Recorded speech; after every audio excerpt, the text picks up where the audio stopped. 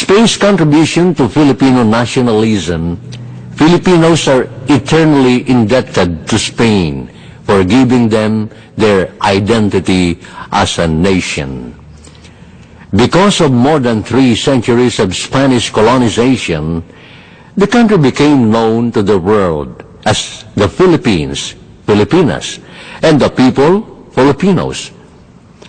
Prior to Spain's coming to the Orient, the country was a mere geographical expression, a nameless archipelago of many islands, and the people, an unknown people of many diverse tribes. Throughout the 300-year colonial period, Spain unwittingly caused the diverse native tribes to unite into one people, the Filipino nation. The scattered islands and diverse tribes were united by a legal title, which was clarified in Article 1, Section 1 of the 1973 Constitution of the Philippines, which defined the national territory as follows.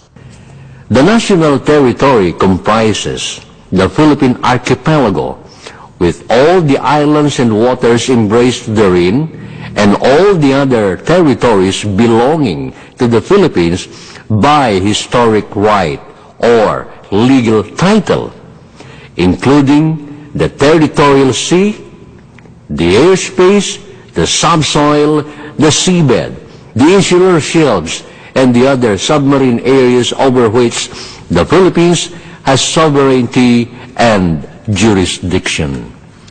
The phrase all other territories implicitly refers to territories like Sabah and Freedom Land on the other hand, and the Marianas and Guam on the other, which historically used to be under the jurisdiction of the Bishopric of Cebu.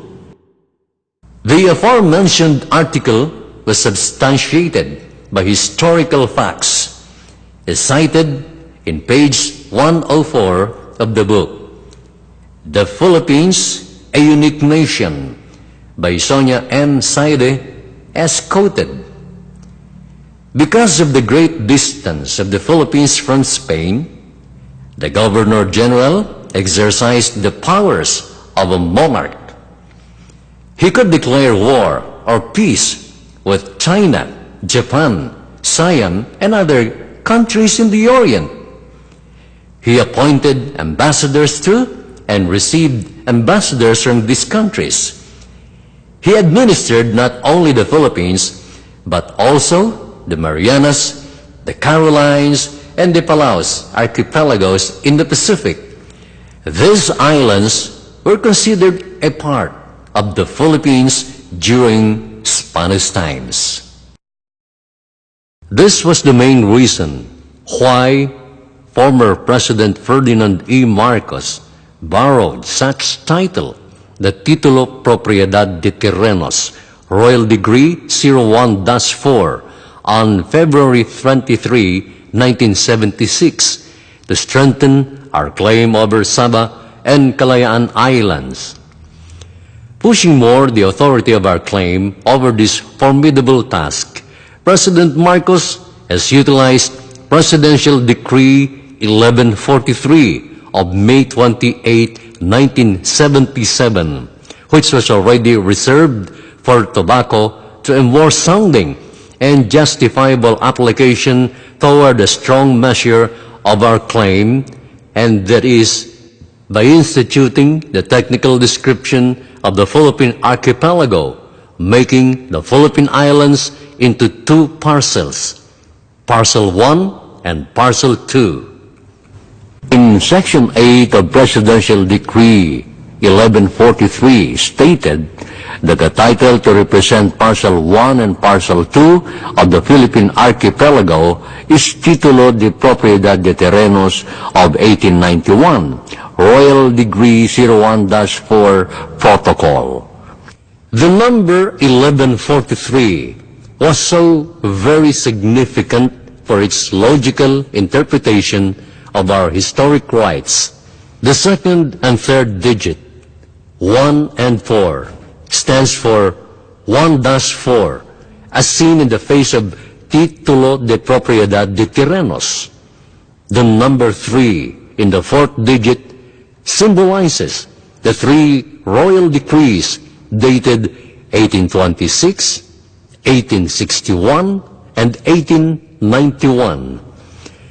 These were the protocols anchored for the issuance of Título de Propiedad de Terrenos, Royal Decree 01-4. The number 1 in the first digit refers to the foremost, the paramount among presidential decree being issued.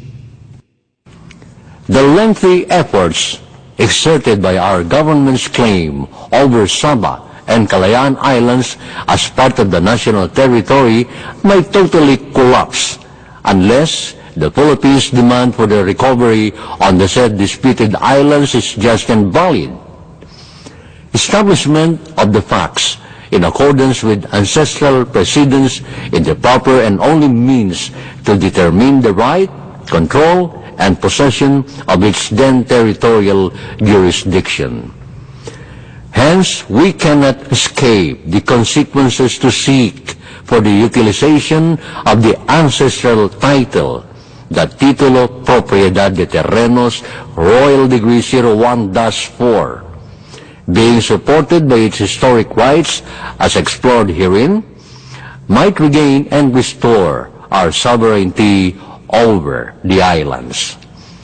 Furthermore, this is the only title acknowledged by the government, is cited in page 71 of the decision with compromise agreement between the Republic of the Philippines, represented by the Solicitor General, and Don Anacleto Madrigal Acopiado under LRC Civil Case number 3957-P, to quote,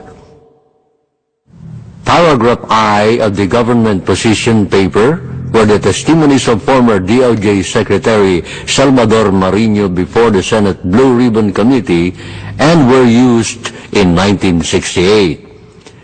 The government had issued only one land title, OCT 01-4, and the decree issued 1910 for the whole archipelago, and that its expediencies, TCT number 408, TCT number 498, TCT number 409, TCT number 407, and thereafter, if any other land title exists other than those land titles alleged to be fraudulent titles in character and are null and void ab initio.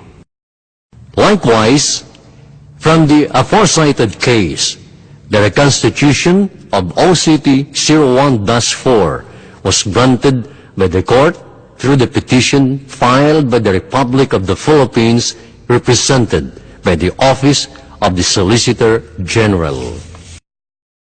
Accordingly, the validity of OCT 01-4 at present was supported by Remedios C. Balbin. She was a University of the Philippines law graduate, cum laude, class 59, a Fulbright scholar, and obtained her master's degree in law in Southern Methodist University, Dallas, Texas, in 1966. In the preface of her 2008 revised edition of the said book, she made clear how important OCT 01-4 in today's numerous land conflicts, as stated. In this 2008 edition, we add substantial materials on a new facet of the new law on squatting. We have included the many land claims or ownership to land which have caused numerous conflicts. Many of these claims have been struck down by the Supreme Court, and what remains is a well-documented claim under OCT 01-4. Having been sustained by the Supreme Court, the decision was issued in 1974 by the CFI 7th Judicial District Branch 28, Pasay City, under Judge Enrique A. Agana, may yet be the stabilizing force in the midst of disturbing land conflicts, falsifications, and misrepresentations.